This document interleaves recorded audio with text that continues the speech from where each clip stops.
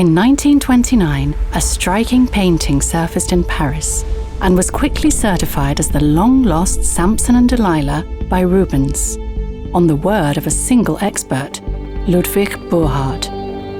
That same painting was purchased for a record sum in 1980 with public money, and now hangs in London's National Gallery, in Rubens' name. But dozens of Burhard's attributions to Rubens have now been acknowledged as mistakes. Is the Samson and Delilah perhaps his biggest mistake of all? Peter Paul Rubens was one of the great artists of all time, a bold storyteller and a master craftsman. In 1609, he did paint a Samson and Delilah for his great friend and patron, the mayor of Antwerp, Nicholas Rocox.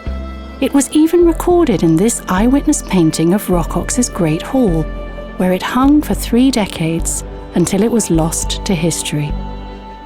A second eyewitness was Jacob Matham, a master engraver, who made this detailed reproduction of the work soon after it was painted. Matham tells us it is an accurate copy, made with care and attention depicting the original work. Both eyewitness copies differ dramatically from the National Gallery version. Look at Samson's outstretched foot, ending abruptly in the National Gallery version, painted without toes, but complete according to both eyewitnesses, in line with a classical composition. And in the doorway, just 3 soldiers, say both eyewitnesses, but in the National Gallery version, 5. The only one without a helmet stares directly at the viewer, perhaps a telling self-portrait of its creator.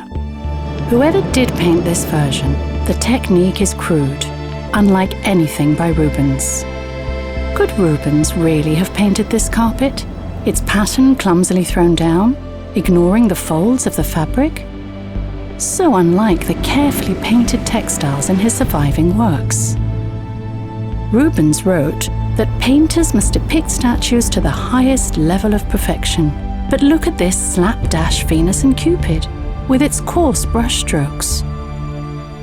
The National Gallery has deflected questions about the painting's authenticity for decades, though in 1997, the then director did waver briefly, acknowledging serious questions that I cannot answer easily. That same year, the gallery even committed to hold a public debate on the question over the next few months. Nearly a quarter of a century later, we're still waiting. The Samson and Delilah is a publicly owned work of art in a great national institution, and it hangs in the name of a truly great painter. We all deserve answers. Join us in calling on the National Gallery to break its silence. Sign the open letter at inrubensname.org.